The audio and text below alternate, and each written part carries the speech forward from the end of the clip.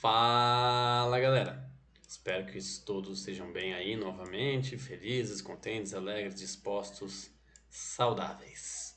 Gente, dando continuidade nesse conteúdo e encerrando felizmente essa parte também, uma parte muito importante, uma discussão fundamental. Se a videoaula começar a ficar muito grande, eu vou cortar e a gente vai terminar ela na nossa live aí da semana que vem. Beleza? Então, na real, nós estamos encerrando agora a apostila de número 3, tá, gente? Pensando que tudo isso é uma consequência dos processos de formação e evolução do relevo. Então, a aula passada foi aí dos chamados recursos minerais, então, especialmente os minerais metálicos, né, como eu comentei com vocês, e agora falar especificamente dos chamados combustíveis fósseis, e já vou explicar o porquê desse nome também. Beleza? Vamos começar. Então, vamos lá. Primeira discussão, gente, na real, essa parte de combustíveis fósseis ela é muito importante porque ela entra no conceito de fontes de energia. A gente vai falar isso um pouquinho agora e depois retoma lá no segundo ano. Fonte de energia, gente, a gente quer dizer aqui então desde energia elétrica, mas também energia para aquecimento das casas, energia para as indústrias, para alimentar máquinas, energia para os automóveis, para fornecer combustível, tudo bem? Então não é necessariamente só energia elétrica que a gente quer dizer aqui, tudo bem? A gente quer dizer toda o aquecimento que move processos socioeconômicos, industriais e tudo mais. A gente divide ela em dois principais grupos. As energias não renováveis, quer dizer que a curto prazo, então em alguns milhões de anos, curto prazo, elas não se renovam. Elas vão demorar muito tempo aí para se renovar. Que são o carvão mineral, o petróleo, o gás natural e o gás de xisto. Eles são chamados de combustíveis fósseis. Combustíveis porque liberam calor, né, gente? E fósseis porque vêm de antigas matérias orgânicas, ou seja, de antigos seres vivos que habitaram a Terra um dia. Eu já vou explicar um pouquinho melhor, um por um, não fica preocupado. Mas caso você veja esse nome de combustível fóssil, quer dizer uma parte das fontes de energia não renováveis que vem aí da sedimentação de matéria orgânica. Além disso, você também tem uma outra não renovável, que é a energia a partir do urânio, a energia nuclear, que essa a gente já vê só o ano que vem. Do outro lado, nós temos energias renováveis a curto prazo, como a hidrelétrica. Há um grande debate se a água é renovável ou não, se o ser humano está gastando mais dela, mas ela é considerada renovável. A energia do sol, do vento, da biomassa, da energia interna da terra, das marés, tem uma série de outras que são chamadas muitas vezes de alternativas. Por que não são as oficiais? Porque são pouco utilizadas ainda. O mundo ainda utiliza muito, principalmente as não renováveis. Isso gera, especialmente para os combustíveis fósseis, uma série de danos ambientais, porque a utilização dessas fontes de energia implica na sua queima. Então, para você utilizar o petróleo, você tem que, como fonte de energia, você tem que queimar ele. Para utilizar o gás, o carvão, você tem uma série de processos ambientais muito complicados. A discussão sobre energia, não só elétrica, mas como um todo, é que ela é fundamental, com certeza. A questão é de onde você vai obter essa energia, seja de uma maneira que agride mais ou menos o meio ambiente. Tudo bem? Para a aula de hoje, para o primeiro colegial como um todo, como a gente está falando da parte de relevo, isso vai ter uma relação muito forte, a gente vai falar basicamente dos combustíveis fósseis, esses quatro primeiros aqui. Então, uma parte das fontes de energia não renováveis. Isso que eu estou falando é uma contextualização aí. Ano que vem, a gente fala do urânio e fala das renováveis também. Beleza? Começando pelo carvão mineral. Gente, uma pergunta muito grande aí das fontes de energia é como ela se formou, tá? No caso, os combustíveis fósseis, melhor dizendo, né? O carvão mineral, ele é formado pelo soterramento de antigas florestas. Então, como se deu esse processo? Muitos milhões de anos atrás, lá no período chamado período carbonífero, inclusive, você tinha florestas de árvores bem elevadas, muito grandes aí, adaptadas às condições da Terra na época, que eram bem diferentes da atualmente, né? Florestas de grande magnitude aí, porém com pouca biodiversidade, porque a vida não tinha evoluído tanto, que essas florestas elas foram sendo soterradas. Mas por quem? Pelos agentes do relevo, pelos agentes de sedimentação, pela mudança das placas tectônicas, essas florestas começaram a ser cobertas. Em pontos específicos, onde essas florestas ficavam próximas a lagos, por exemplo, você tinha as condições perfeitas para acontecer o processo de carbonização, ou seja, a transformação dessa matéria orgânica, que começou o quê? A ser soterrada. Então ela começou a ser apertada, apertada, pressionada. Essa pressão constante de milhões e milhões e milhões de anos transformou aquelas árvores antigas em um combustível, que é o carvão mineral. Não confundir o carvão mineral com o vegetal, que é você queimar uma árvore para gerar o carvão para usar numa churrasqueira, por exemplo. O carvão mineral tem muito mais energia do que o vegetal. Como que ele se forma então? Esse processo de enterrar, soterrar, sedimentar ao longo de milhões de anos, apertar florestas antigas, altera a estrutura interna delas, formando um processo que a gente chama de carbonização. Esse processo ele vai ter fases, que vai da menos energética a mais energética. A gente fala então a fase de turfa, lignite, carvão betuminoso, hulha e antracito. Não precisa preocupar com decorar esses nomes necessariamente, mas caso você veja em algum texto, essa é a primeira fase, a mais nova do carvão, até ao carvão mais formadão, ao carvão mais antigo aí, que é o antracito. Essa diferença de idades, ela é importante porque à medida que eu vou evoluindo da turfa para o antracito, a quantidade de energia aumenta. Então, às vezes você vê num texto lá falando, é lenite. Ele quer dizer que é um carvão que não tem tanta energia assim quanto um carvão que é um hulha, por exemplo. Você vai precisar decorar isso? Com certeza não.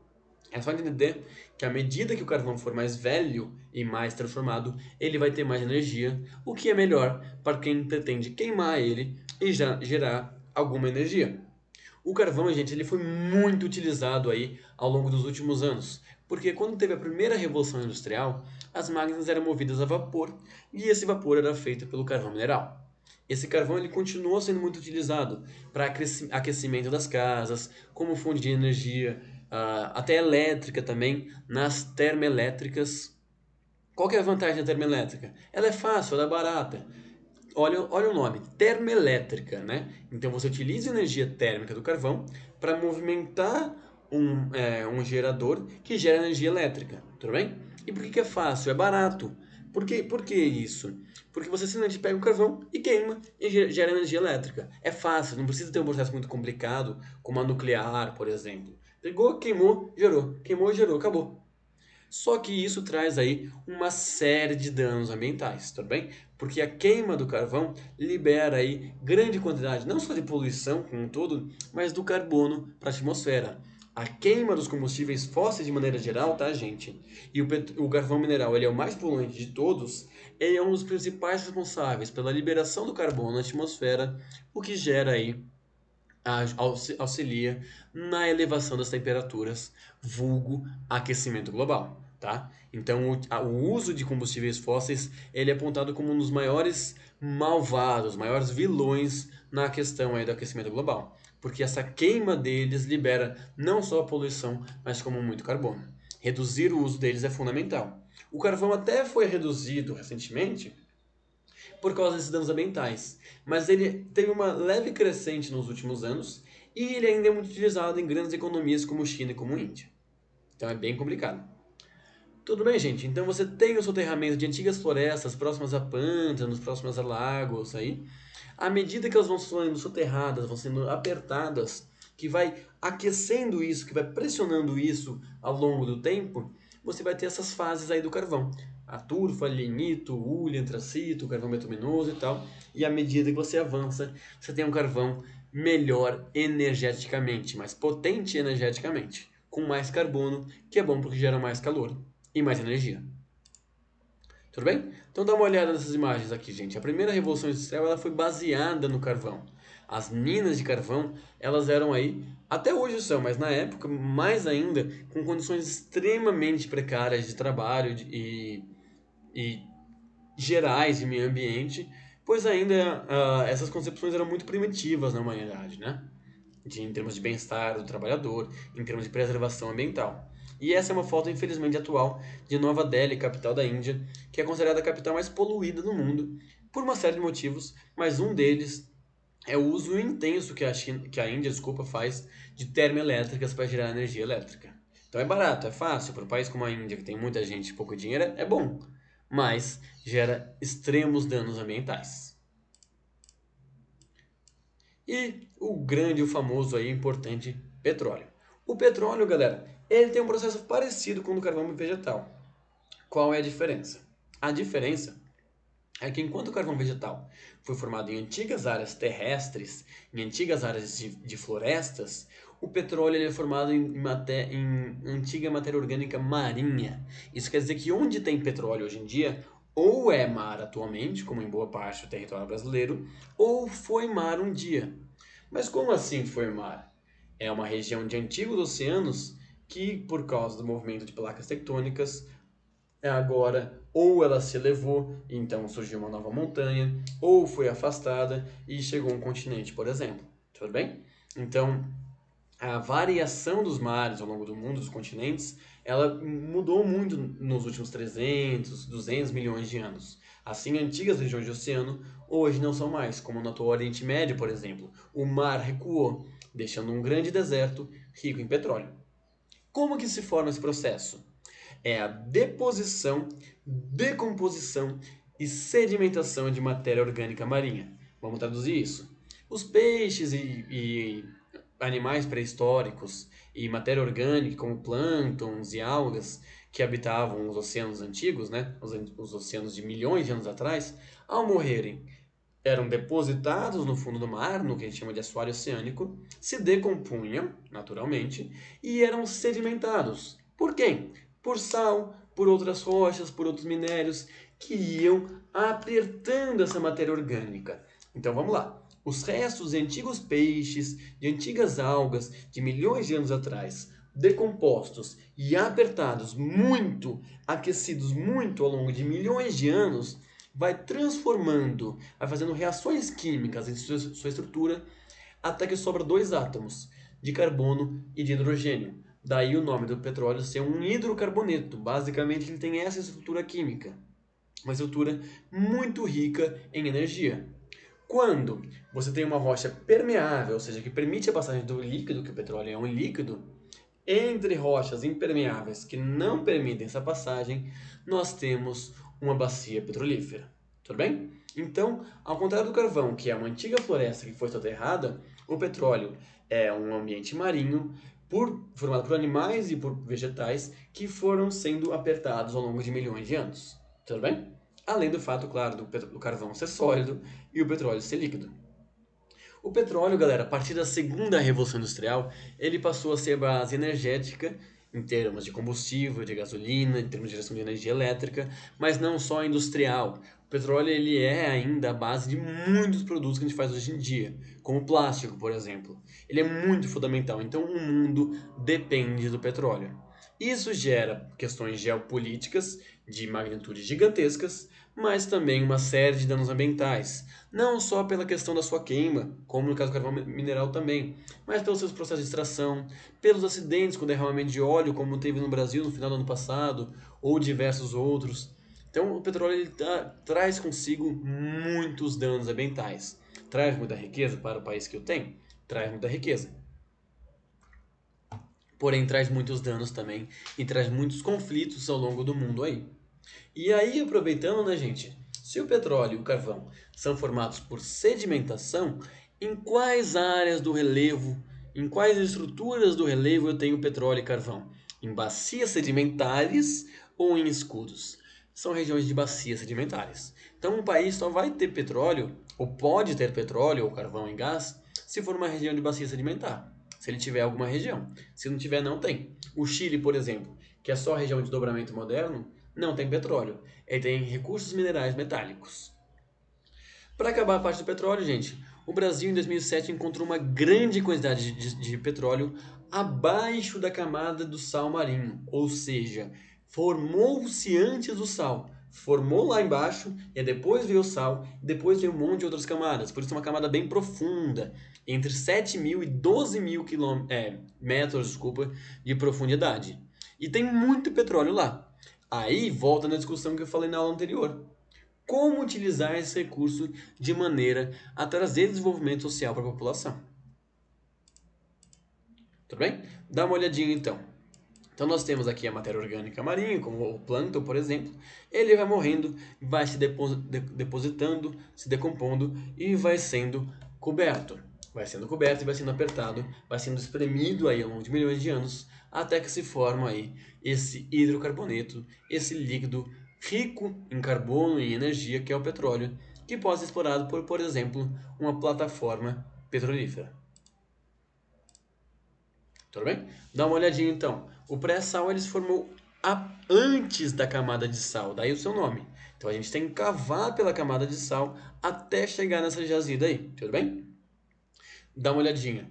Ele se localiza, galera, mais ou menos entre o litoral do Espírito Santo e o litoral do Paraná, mais ou menos aí. É uma área com muito petróleo. Isso foi bom para o Brasil? Com certeza. A partir daí, o Brasil passou a ser um dos grandes produtores mundiais de petróleo, que é um produto fundamental em termos de até de segurança nacional.